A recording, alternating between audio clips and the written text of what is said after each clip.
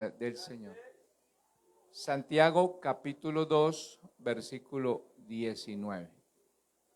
Vamos a leerlo todos juntos, todos. ¿Ya tienen el texto? Bueno, aunque traemos y proyectamos la Biblia en las pantallas, hay que traer la Biblia, ¿no? Dice así la palabra del Señor. Vamos a leerlo todos. A ver, los que tienen voz fuerte. ¿Tú crees que Dios es uno? Bien haces. ¿También los demonios creen?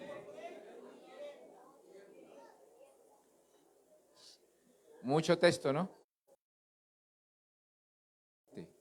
¿Tú crees que Dios es uno? Bien haces.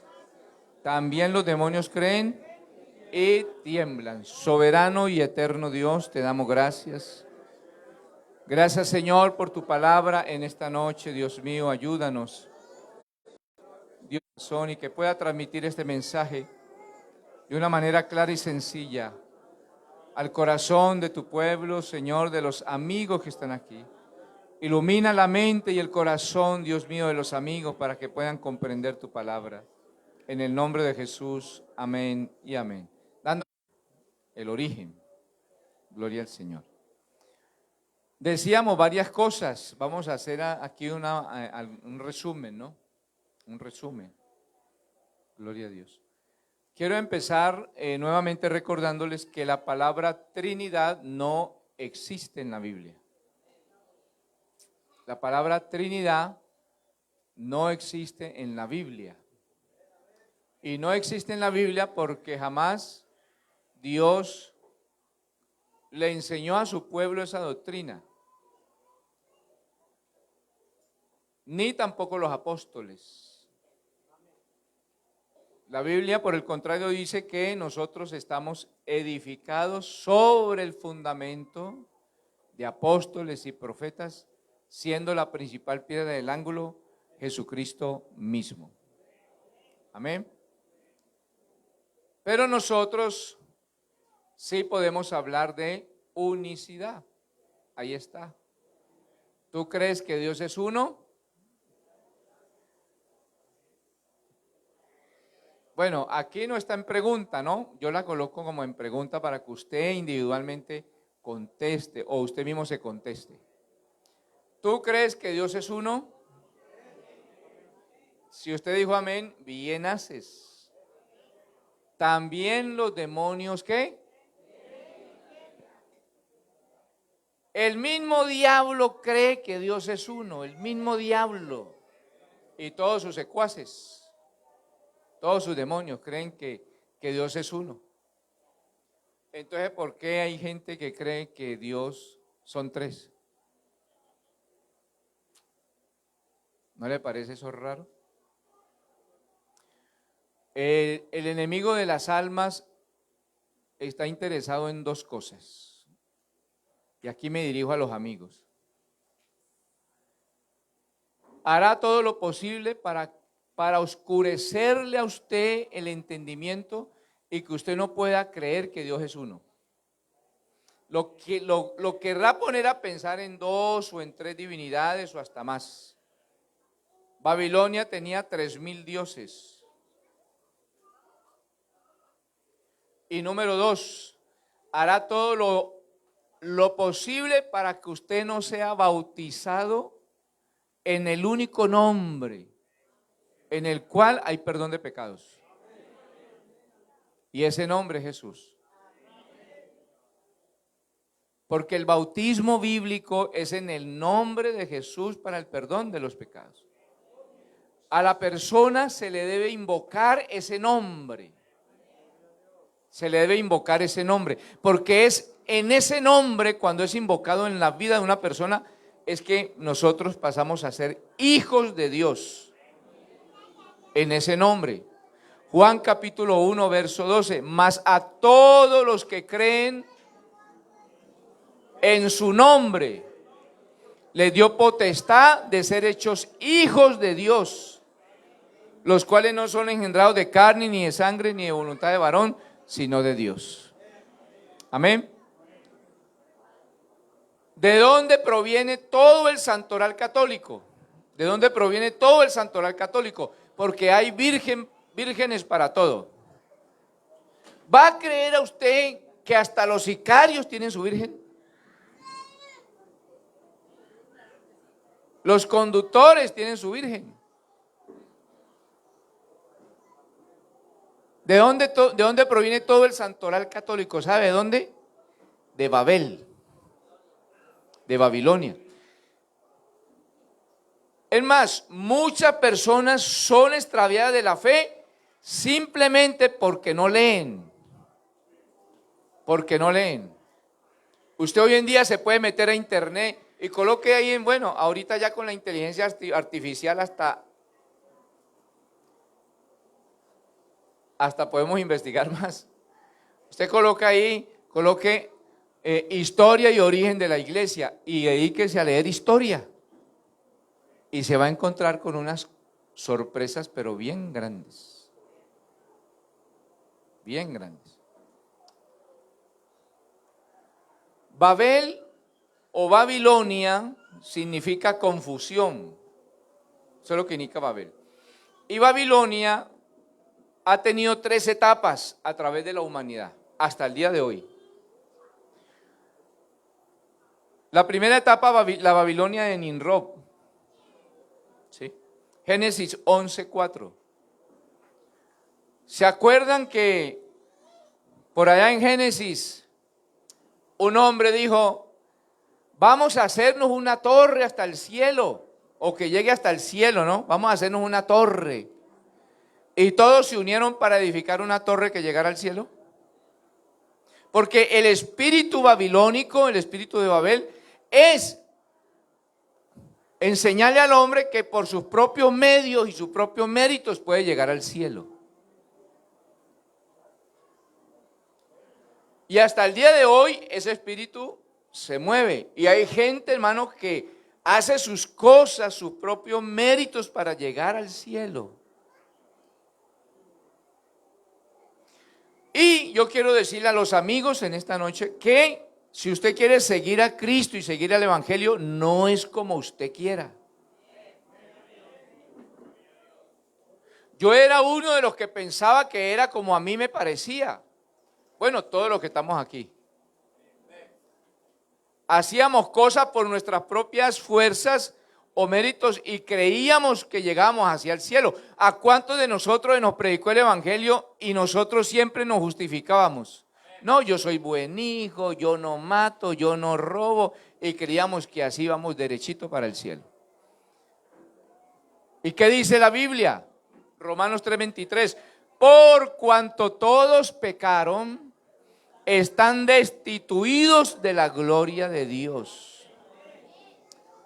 Es que a veces no nos detenemos a analizar los textos bíblicos, pero aquí dice, por cuanto todos pecaron. De alguna manera todos hemos pecado.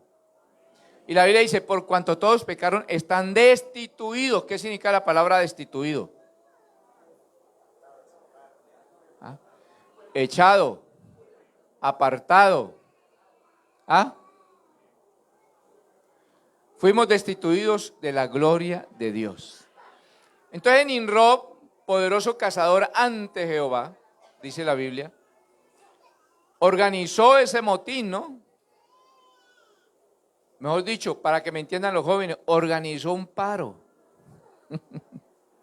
Y se rebeldizó contra el Señor. Y dijo, ¿qué cuento nosotros seguir los mandamientos de Dios? Vamos a construirnos nosotros mismos una torre, nosotros somos capaces. Y vamos a construir una torre que llegue hasta el cielo. Y cuando el Señor los ve, dice que estaban decididos a hacer lo que iban a hacer. Y Dios se queda mirándolos y dijo, voy a desbaratarles todo el plan que tienen. Y el Señor entonces confundió las lenguas.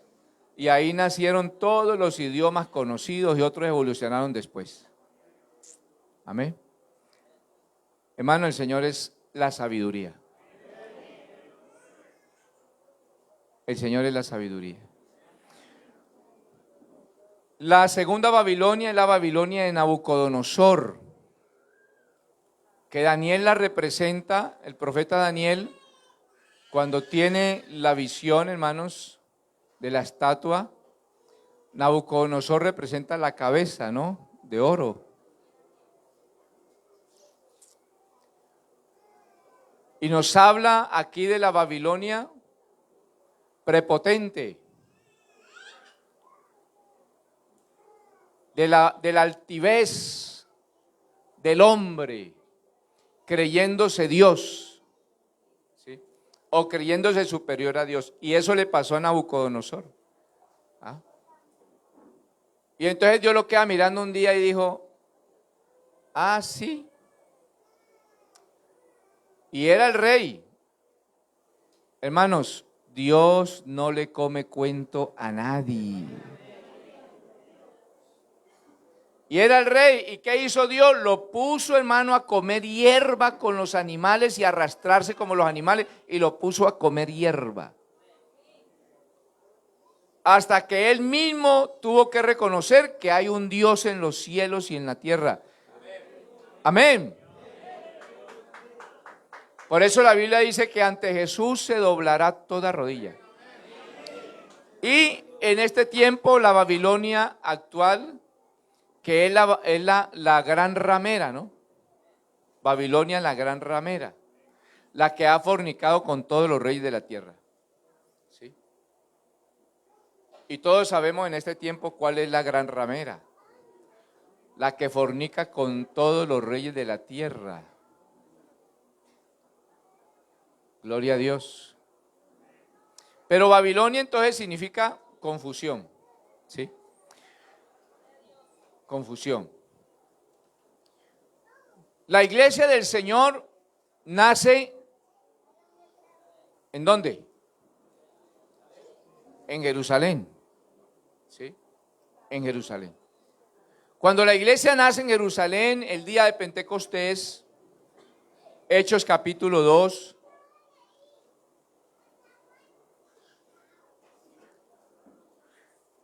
nace la iglesia, los discípulos fueron llenos del Espíritu Santo, y el libro de Hechos abarca unos 30 años, y en solo 30 años el Señor y los discípulos llenaron los 3 continentes conocidos con el Evangelio.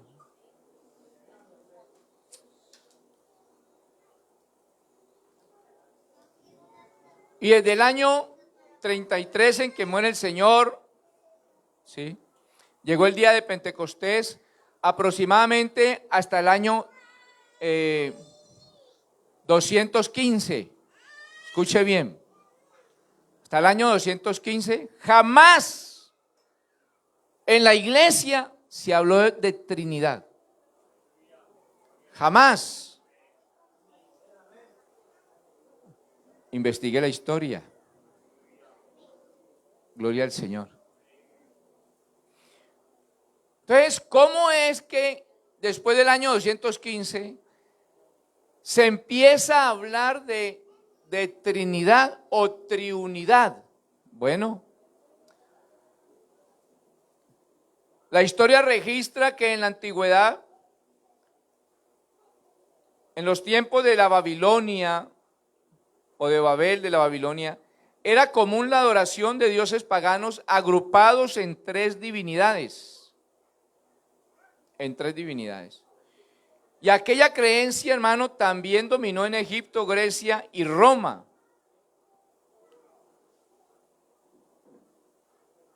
Tras la muerte de los apóstoles, aquellas creencias paganas empezaron a invadir el cristianismo. ¿Cuándo se empieza a invadir el cristianismo del paganismo romano, egipcio y de Grecia?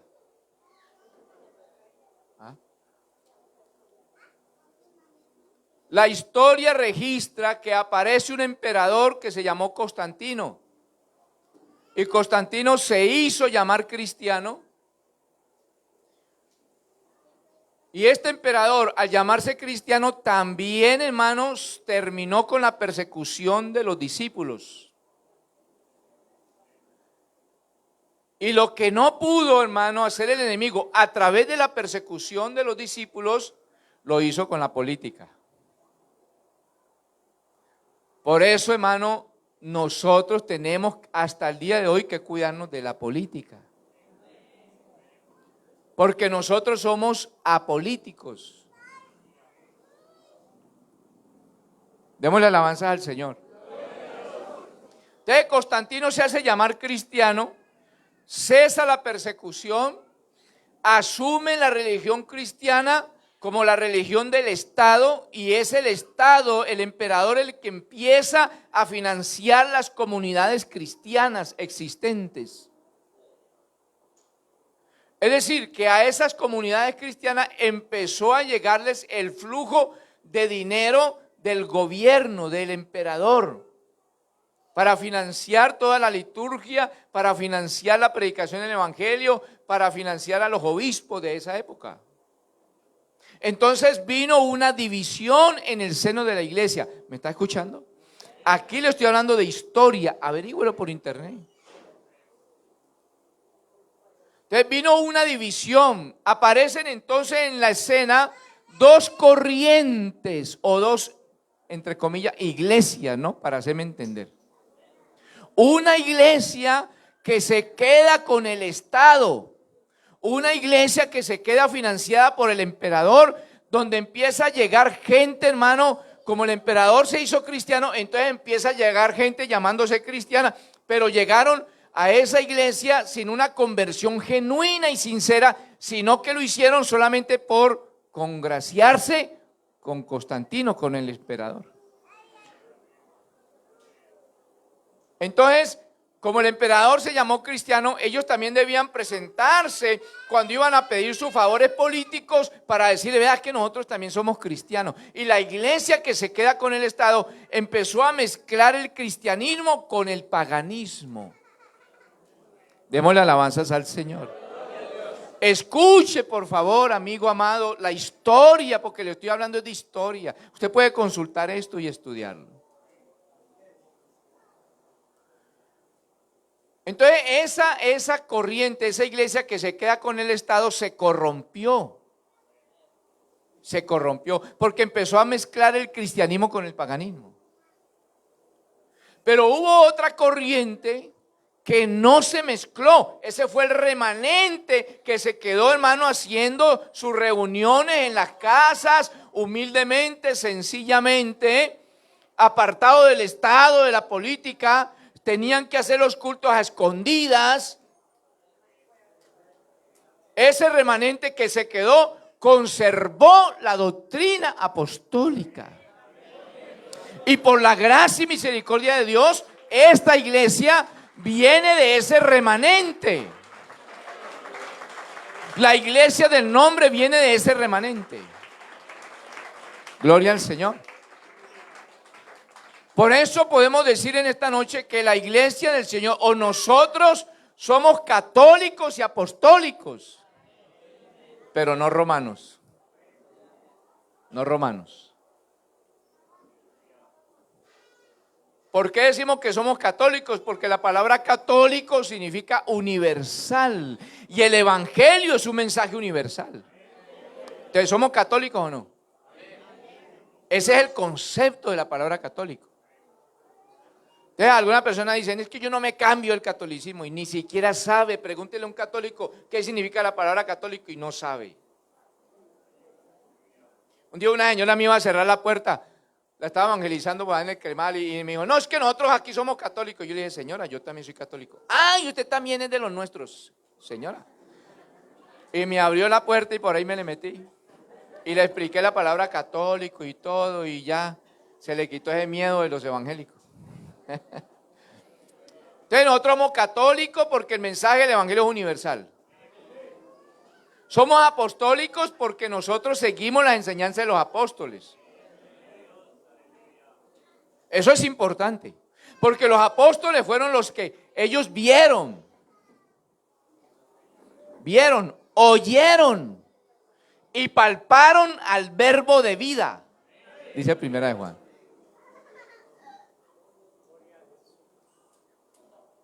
Y cuando Jesús les da el mandamiento de ir por todas las naciones y predicar y hacer discípulos, ellos llevaron la doctrina. Escuche bien, ellos llevaron la doctrina.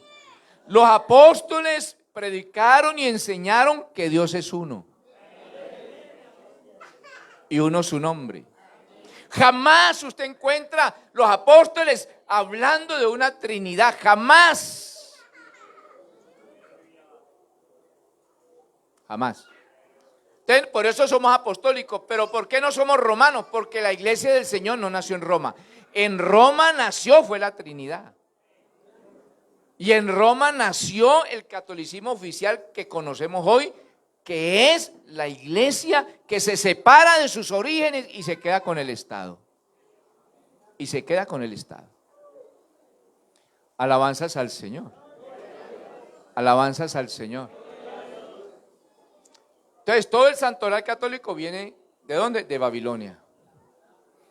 Y el paganismo que hoy se vive, viene precisamente del paganismo de Grecia, Roma y Babilonia. En el año 215, Tertuliano fue el primero en usar el término Trinidad. ¿Sí? Trinidad. Entonces empieza, hermano, una controversia por esos años, ¿no? Por esos años, empieza una controversia. Estoy explicando cuál es el origen de la Trinidad.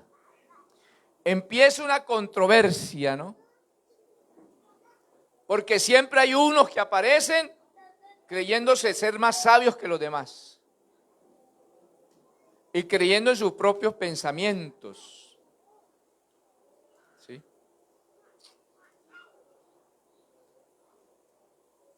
Entonces, cuando se habla del Evangelio según San Juan capítulo 1, usted lee en el primer versículo, en el principio era el verbo era con Dios, y el verbo era ¿quién? ¿Qué es el verbo? La palabra. El verbo es el logos de Dios, el logos, el griego logos, la palabra, ¿no? La palabra. Y cuando usted sigue leyendo el Evangelio según San Juan, en el verso 14, dice, ¿y aquel verbo que era quién? ¿Usted lo puede proyectar ahí? Ahí está. En el principio era el verbo o la palabra. Y la palabra era con Dios y la palabra era. Porque jamás podemos separar la palabra del ser. Jamás usted puede separar la palabra del ser. La palabra, el logos de una persona identifica a la persona. Démosle alabanza al Señor. Más alabanza para Él. Aquí está Alirio Osorio. Véalo aquí el diácono Alirio Osorio. ¿Sí? Y cuando Alirio me llama por teléfono, yo solamente escuchando su logos, su palabra, puedo decir con certeza, es el hermano Alirio. Yo no puedo decir, no, es que el logo es uno y Alirio es otro. Pues eso fue lo que pasó allá. Unos magos, unos sabios creyéndose ser más sabios que otros dijeron, no, un momentico, los sabios, ¿no? Es que Dios es uno y el logos es otro. Y empieza esa doctrina a contaminar y a confundir a otros. ¿Sí? Por eso, hermanos, tenemos que aprender la doctrina. ¿Qué significa la palabra doctrina? ¿Qué significa? Enseñanza. Usted tiene que conocer la doctrina y estudiar y profundizarla para que cualquier viento de doctrina no lo arrastre. Amén. Entonces uno empezaron a decir, no, un momentico, es que Dios es uno y el logos es otro. Y llega otro para rematar y dice, un momentico, es que Dios es uno, el logos es otro y Sofía es otra. ¿Sabe qué es Sofía? La sabiduría. En griego. En griego. Entonces, imagínense, entonces ya entonces empezaron a separar Dios en tres. Dios mismo, el verbo y la sabiduría. Entonces empezaron a decir, no, es que Dios es uno, el verbo es uno y la Sofía es otro. Y otro por allá dijeron, no, pero es que Dios, el verbo y Sofía son tres, pero al fin y al cabo son uno. Y por ahí empezaron a malinterpretar las escrituras. Entonces, ¿qué dijo Constantino un día? Hermano, esto se me está formando un chicharrón, un problema en el imperio, porque si hay algo que divide un país es las creencias religiosas. Entonces, habían abrazado el cristianismo, entonces Constantino dijo, no, aquí hay un problema. Yo necesito resolverlo. Necesito que se me reúnan todos los obispos y van a tratar el tema de quién es Dios, quién es el verbo y quién es el Espíritu Santo. Y me sacan una conclusión. Y la conclusión que saquen, todo el mundo se tiene que sujetar, porque si no se sujeta, entonces serán anatemas y serán exiliados. Así se puso Constantino de bravo. Y entonces se reunieron en el año 325, anote esa fecha. En el año 325 se celebra el primer concilio, bueno, sí, el primer concilio de la iglesia política, digámoslo así. El concilio de Nicea. Investíguelo, lea, coloque ahí concilio de Nicea. Ahí le aparece hasta la declaración, que yo inclusive la bajé. Voy a ver si la tengo por aquí. ¿Sí?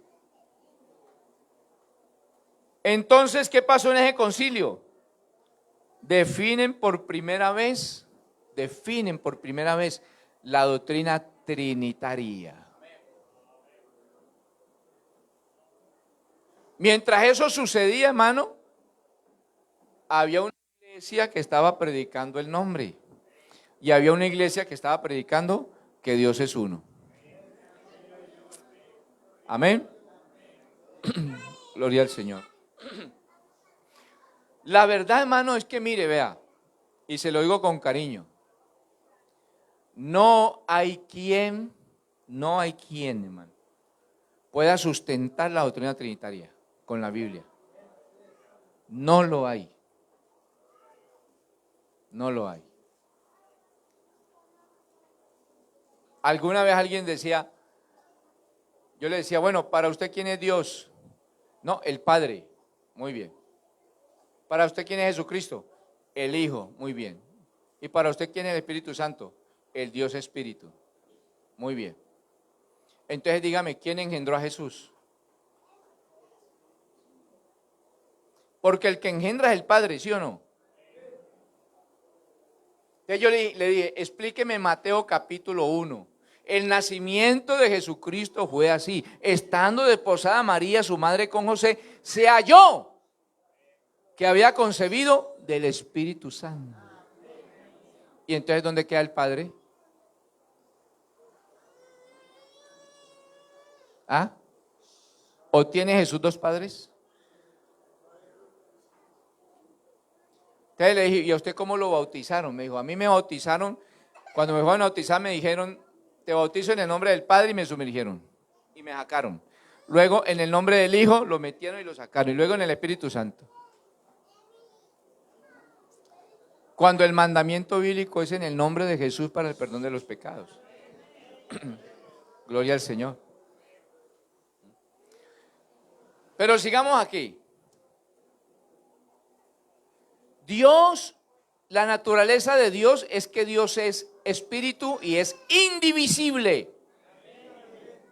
O sea, Dios no es como un pastel que usted pueda coger y lo parte en pedacitos. Dios no es como un reloj, como nos quieren enseñar, ¿no?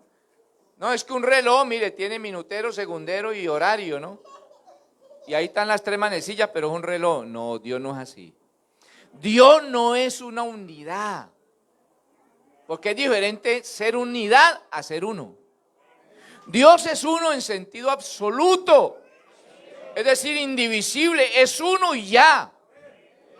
Es más, la Biblia dice que ese Dios que es uno, según el Salmo 139, ese Dios que es uno es omnipotente. ¿Qué significa la palabra omnipotente? que todo lo puede. Y la Biblia dice que para Dios no hay nada.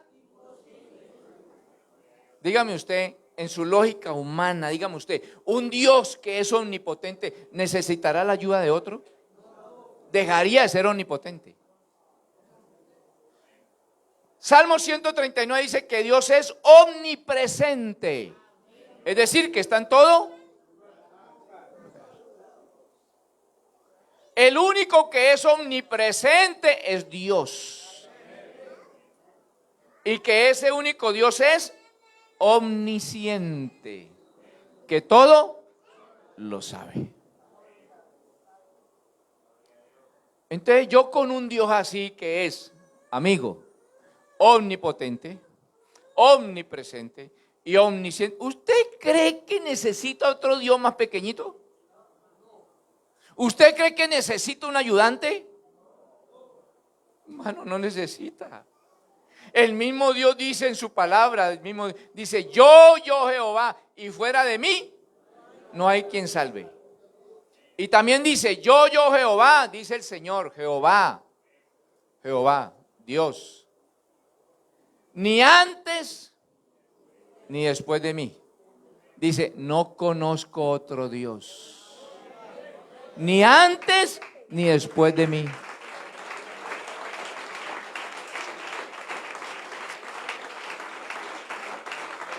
La gloria para el Señor. Es que hay que leer los textos. Hay que leer los textos. Vosotros sois mis testigos, dice quién, y mi siervo que yo escogí. ¿Para qué? Para que creáis y entendáis que yo mismo soy. Antes de mí no fue formado Dios, ni lo será después de mí. Y luego dice el mismo Jehová, yo Jehová, y fuera de mí no hay quien salve. Entonces la pregunta para ustedes, entonces, ¿quién nos salvó en la cruz? ¿Otro? Si el mismo Jehová está diciendo, yo Jehová, y fuera de mí no hay quien salve, entonces, ¿quién nos salvó en la cruz? ¿Ah? ¿Quién nos salvó en la cruz? Jesús.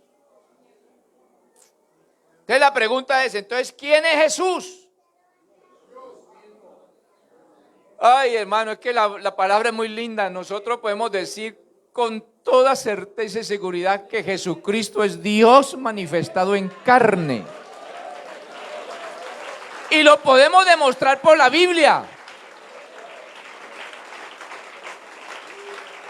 Lo podemos demostrar por la Biblia. Primera Timoteo 3:16. Grande es el misterio de la piedad. Bueno, que para nosotros ya no es misterio, ¿no? Grande es el misterio de la piedad. Dios fue manifestado en carne.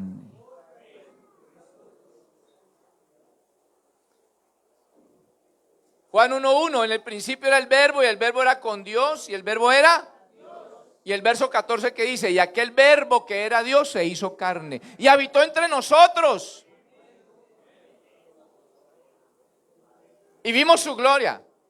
Entonces la gente se confunde, es porque la Biblia le llama a Jesucristo hijo. Pero vamos a ver, ¿a qué le llama la Biblia hijo? ¿A qué le llama la Biblia? La Biblia le llama hijo es a su manifestación en carne. Le llama hijo es a lo material, a lo humano.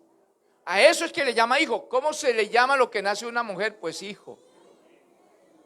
¿Sí? Entonces Jesús, cuando usted observa a Jesús en las Escrituras, usted ve que Jesús en un momento habla como hombre, habla como hijo, pero en un momentico le habla como Dios. Le habla como Dios.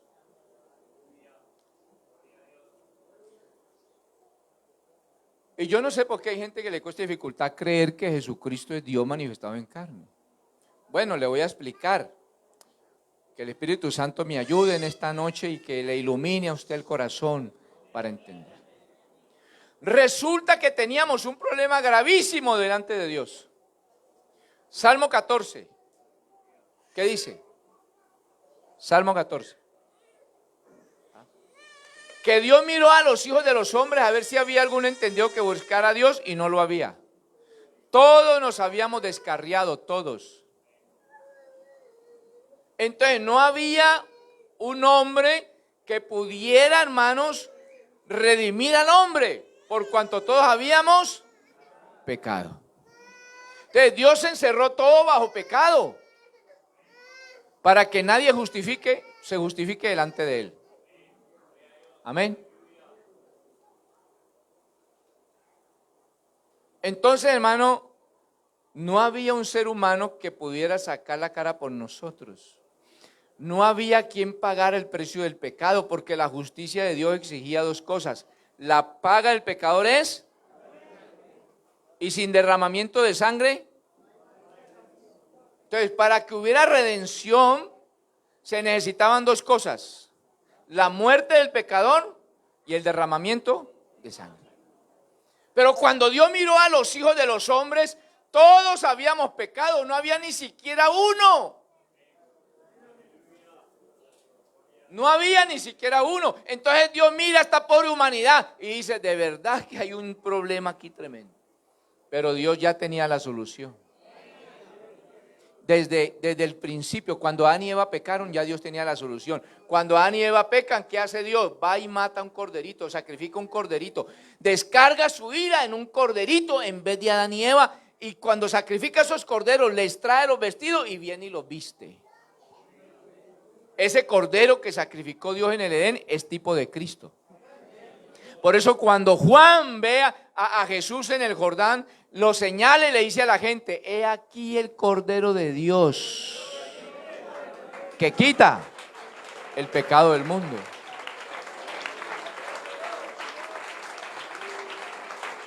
Entonces Dios ya tenía la solución.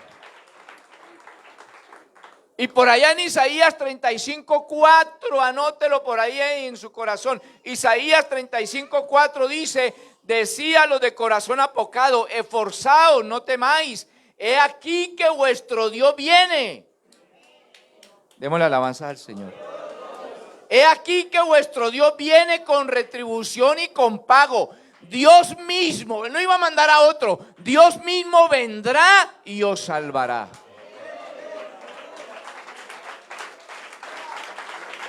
Si ese aplauso es para Él, déselo con todo el alma.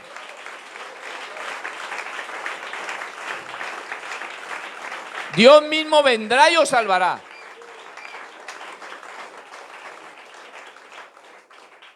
Bueno, entonces, ¿cómo iba a venir Dios a salvarnos si Él es espíritu? ¿Cómo iba a morir Dios? ¿Cómo vamos a matar un espíritu? ¿Cómo vamos a crucificar un espíritu? ¿Cómo le vamos a clavar clavos en los brazos y en las manos a un espíritu? No era posible. Eso es mucho Dios el que tiene esta iglesia. Eso es mucho Dios. Jorge, Filipenses capítulo 2. Eso es mucho Dios que tiene esta iglesia, hermano. Dios mismo vendrá y os salvará. ¿Cómo iba a venir? Como el hermano mayor de nosotros, como el segundo Adán. Porque el primer Adán, Héctor Jairo, se perdió en Génesis. El primer Adán se perdió, falló, pecó, ¿cierto? Entonces Jesucristo viene a ser el segundo Adán. El primer Adán, ¿de dónde es? De la tierra. Pero el segundo Adán es celestial. El primer Adán era imperfecto. El segundo Adán es perfecto. Mire, Filipenses. Por tanto, si hay alguna consolación en Cristo, si algún consuelo de amor, si alguna comunión del Espíritu, si algún afecto entrañable, si alguna misericordia. Siga. ¿Qué pasó? Completad mi gozo sintiendo lo mismo, teniendo el mismo amor, unánime, sintiendo una misma cosa. Bueno, adelantémoslo, que quiero llegar al texto. Siga. Siga. Ahí. Haya pues en vosotros este sentir que hubo también en Cristo Jesús. Mire, el cual, siendo en forma de Dios, momentico ahí, momentico. Siendo en forma de Dios, ¿cuántos dioses dice la Biblia que hay? Santiago 10. ¿Tú crees que Dios es uno? Bien haces. ¿También los demonios creen? Y tiemblan. Deuteronomio 4:39. Aprende pues hoy y reflexiona en tu corazón que Jehová es Dios arriba en el cielo y abajo en la tierra y no hay más. Deuteronomio 6:4. ¿Qué dice Deuteronomio 6:4? Oye Israel, Jehová nuestro Dios, Jehová uno es, el cual, siendo en forma de Dios, no estimó el ser igual a Dios como cosa que aferrarse, sino que se despojó a sí mismo, tomando forma de siervo, hecho semejante ¿a quién? A los hombres. Él siendo rey se hace siervo, hecho semejante ¿a quién? A los hombres. Y por eso en Hebreos dice, por cuanto los hijos participaron de carne y sangre. ¿Qué tiene usted? ¿Qué tiene usted? Tóquese, ¿qué tiene? Carne y sangre. Por cuanto los hijos participaron de carne y sangre, él también participó de lo mismo, para destruir por medio de la muerte al que tenía el imperio de la muerte, esto es al diablo. Pero sigamos aquí, que me vino ese versículo a la mente. Dice, y estando en la condición de hombre, escuche bien. Primero estaba en la condición de espiritual, ahora está en la condición de hombre. ¿Y qué hizo en la condición de hombre? Se humilló a sí mismo. A Jesucristo nadie lo humilló, Él se humilló a sí mismo.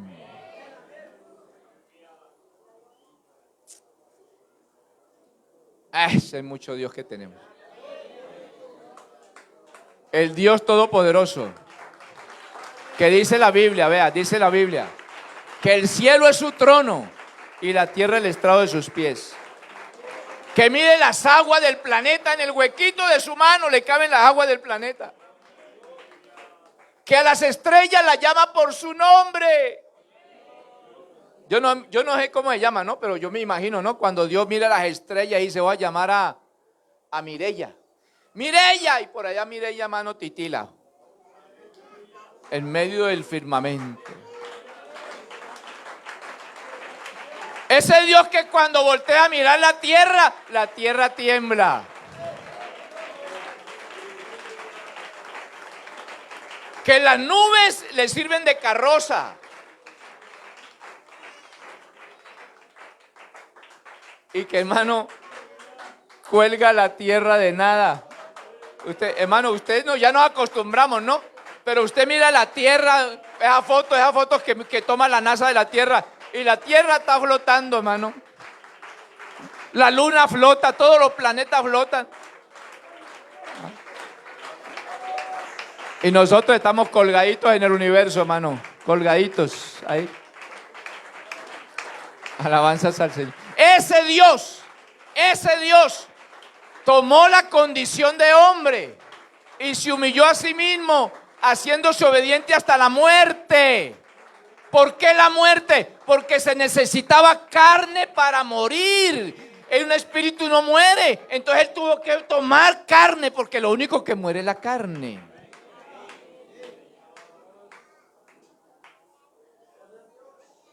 Y la carne tiene sangre. Y la remisión se hacía con sangre. Pero no cualquier sangre. No cualquier sangre. Se necesitaba una sangre limpia, incontaminada, inmarcesible. Por eso la Biblia, cuando habla de Jesús, dice: un hombre sin mancha y sin contaminación. un corderito limpio, un corderito santo, un corderito con una conciencia limpia, limpia.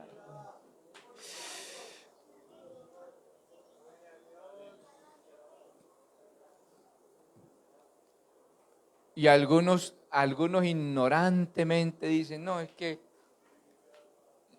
en la iglesia no hay amor, o que se acabó el amor, o que Dios, que por qué sucede esto en el mundo si Dios es amor. Yo alguna vez he escuchado una analogía, ¿no? Milena tiene su niña, ¿no? ¿Cuánto tiene? ¿Un añito? ¿Cómo se llama? ¿Joana? ¿Joani? Bueno, Joani es una niña que tiene su mente limpia, ¿no? Entonces, ¿cuál es la analogía? La analogía es que vamos a suponer que todo el mundo se contaminó, no de COVID, de otro virus peor que el COVID. Se contaminó y toda esa sangre de todo el mundo está contaminada con ese virus. Y resulta que empiezan a investigar y Joani es la única que tiene la sangre limpia. Entonces le dicen a la hermana Milena, venga, necesitamos su hija. Ay, mi hija, ¿y para qué? Porque es la única que tiene la sangre limpia, es la única que tiene el antídoto para salvarla a todos. Y Milena dice, y vamos a salvar también a Julana que me cae gorda, también. Y vamos a salvar a Julano que ese ha sido enemigo de nosotros, también vamos a salvarlo, porque es la única sangre que nos sirve. Entonces necesitamos sangre de ella. Y Milena dice, ¿y cuánta sangre? Toda. Ya Milena me hizo mala cara. Le aseguro que nosotros lo pensaríamos 2 veces en dar nuestro hijo o nuestro niño para salvar un poco de sinvergüenza, borrachos, brujos, ladrones, viciosos. Pero ¿qué dice el Señor? De tal manera amó Dios al mundo, que dio a su Hijo unigénito para que todo aquel que en él crea no se pierda, mas tenga vida eterna. Alabanzas al Señor. Entonces tomó forma de siervo y fue obediente hasta la cruz.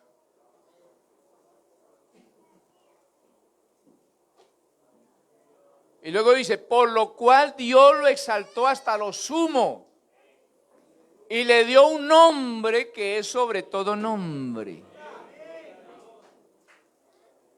Para que en el nombre de Jesús, dígalo, para que en el nombre de Jesús se doble, ¿en dónde? ¿En dónde? ¿En dónde? En el cielo, en la tierra y debajo de la tierra. Yo un día le pregunté a un testigo de Jehová, venga, explíqueme este versículo. ¿Cómo así que en el nombre de Jesús se tiene que doblar toda rodilla en el cielo? Entonces yo le dije, entonces ¿dónde está el Padre? Porque si hay un Padre aparte de Jesús, muéstreme dónde está. Porque si está en el cielo, tiene que doblar sus rodillas ante el nombre de Jesús. Y si está en la tierra también. ¿O dónde está? No me supo explicar. Yo quiero enseñarle en esta noche, el nombre Jesús significa o tiene 2 raíces. La raíz Yah, que significa Señor, Kyrios, en griego Kyrios, Señor, ¿sí? Y la raíz Shua, que significa Salvador, por eso en hebreo se lee Yehoshua, en griego se lee Yahvé y en latín Jehová. Y las 3 tienen las mismas raíces. Entonces el nombre Jesús significa el Señor salva, o Jehová salva, o Yahvé salva. Hasta el nombre nos dice quién es Jesús. Hasta el nombre nos dice quién es Jesús. Y para terminar,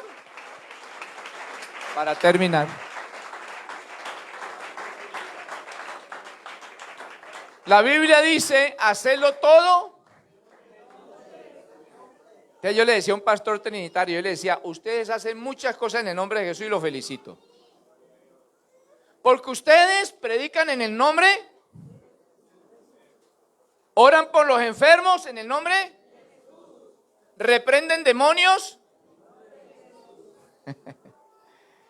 Pero ¿por qué no se bautizan en el nombre de Jesús?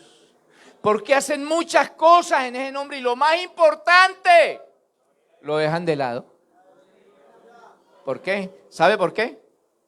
Porque el Dios de este siglo cegó el entendimiento de los incrédulos para que no le resplandezca la gloria de Cristo.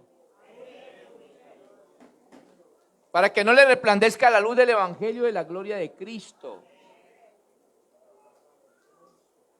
Solo cuando alguien se humilla ante Jesús y reconoce que Dios es uno y que Jesucristo es Dios manifestado en carne, hermanos, se ilumina su mente. Se ilumina su mente. Entonces, para nosotros no hay ningún problema. ¿Sí? Cuando yo oro y yo digo, Padre Celestial, sé que me refiero a Jesús. Cuando yo digo Hijo de Dios, me refiero a Jesús. Y cuando yo digo Espíritu Santo, me refiero a Jesús. Entonces, Padre, Hijo y Espíritu Santo son tres manifestaciones del mismo y único Dios. La Biblia no dice que son personas, es que el error de la interpretación teológica está ahí.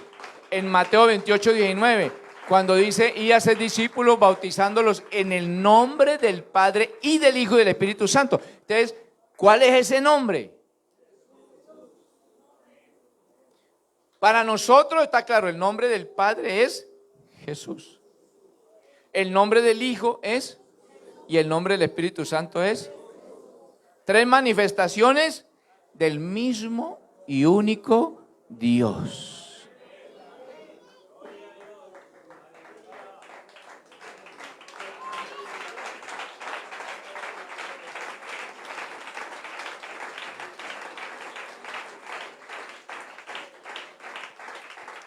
¿Cuántos, la Biblia cuando habla de Satanás, cuántos Satanás hay? ¿Cuántos Satanás hay? ¿Cuántos diablos? Esa misma pregunta le hice a un pastor trinitario. Y le dije, ¿cuántos diablos hay? Me dijo, uno. Yo le dije, ay, ¿usted cree que el diablo es uno y Dios son tres?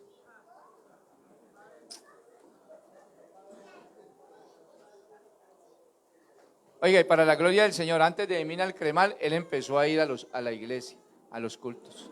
No sé después. Le dije yo, ¿usted cree que el diablo es uno y Dios son tres? Y se quedó pensando, y, ay, ¿cómo así? Dije, sí. ¿Y usted sabía que Satanás tiene los tres antitítulos de Dios? Ay, ¿cómo así? Dije, Dios es Padre eterno, uno. Y el diablo es padre de mentira. Dios en su manifestación es hijo de Dios. Y el diablo es hijo de perdición. Dios en su naturaleza es Espíritu Santo, es Espíritu y es Santo. Y el diablo es espíritu de error. Entonces, ¿son tres diablos? No, es uno. ¿Son tres dioses? Y tuvo que decir, no, también uno. La gloria es para el Señor.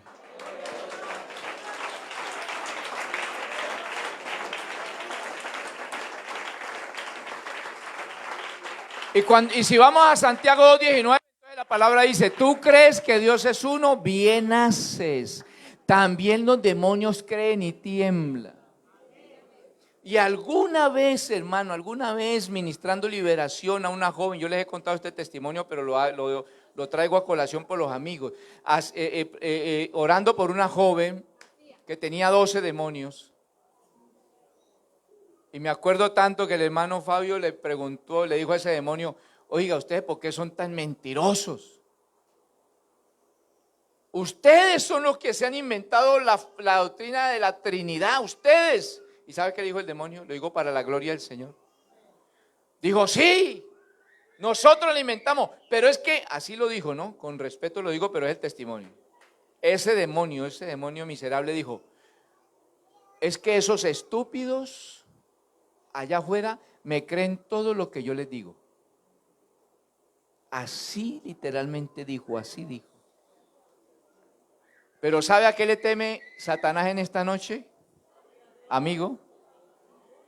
A que usted salga de este culto creyendo en su corazón y en su mente que Dios es uno.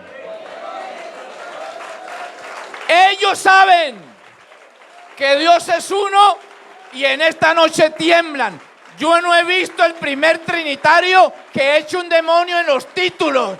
Hoy te reprendo en el Padre, dijo el Espíritu Santo. No, Señor, ellos se sujetan es en el nombre, porque no hay otro nombre bajo el cielo dado a los hombres en el que podamos ser salvos. Y en esta noche hay poder en el nombre de Jesucristo.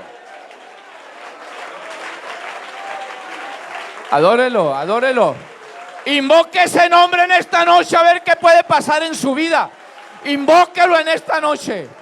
Diga conmigo, hay poder en el nombre de Jesucristo de Nazaret.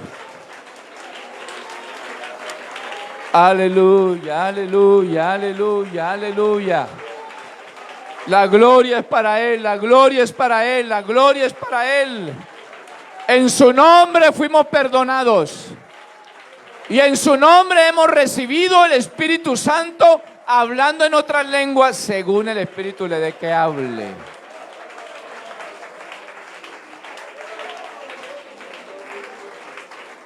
Colóquese en sus pies.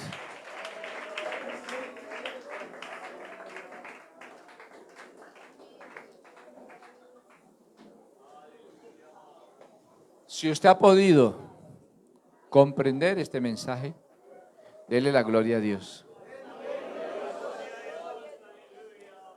Porque esto no te lo reveló carne ni sangre. Vea, esto no se revela porque el pastor predique muy bonito. Olvídese de eso. Ni porque usted predique. Esto no, es porque Dios es el que ilumina los corazones. Porque Dios es el que ilumina los corazones. Entonces vamos a darle gracias a Dios por esta revelación que Dios nos ha dado. Y oremos por los amigos que están aquí. No sé si hay algún amigo que quisiera que oráramos por usted. No sé si hay un amigo en esta noche que quisiera que oráramos por usted. Si hay alguien, puede venir aquí al altar, aquí al púlpito. Vamos a invocar, Dios le bendiga. Y vamos a invocar ese nombre que es sobre todo nombre en su vida. Y si usted, amigo, en esta noche ha podido comprender algo de esto, dele la gloria a Dios. Porque es que mire, cuando la Biblia dice, y conoceréis la verdad,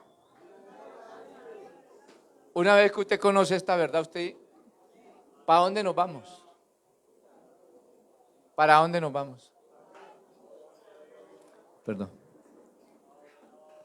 Dios le bendiga, joven, siga. ¿Alguien más quisiera venir? ¿Un amigo? Invito a algunos hermanos, algunos jóvenes, por favor. Vamos a orar por ellos. Soberano y eterno Jesús, te damos gracias. Gracias, Señor, por esta bendición que tú nos has concedido en esta noche. Usted es el que revela esto, Señor. Usted es el que ilumina los corazones para entender la palabra. He predicado, Señor, lo que usted ha puesto en mi corazón.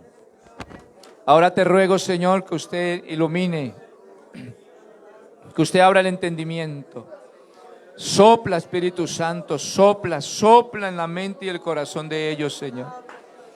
Mi Dios, mi Dios, mi Dios, revela, Señor, revela tu nombre. A las almas en esta noche, Señor, revela tu nombre. Al sentir la necesidad, oh Dios, del bautismo, la necesidad de que en su vida sea invocado este nombre para perdón de pecados. Gracias, bendito Dios, por tu iglesia en este lugar. En el nombre de Jesucristo de Nazaret. Amén. y amén. Demos gloria a Dios. Salude el hermano, salude el amigo y desee la bendición. Dios les bendiga a todos.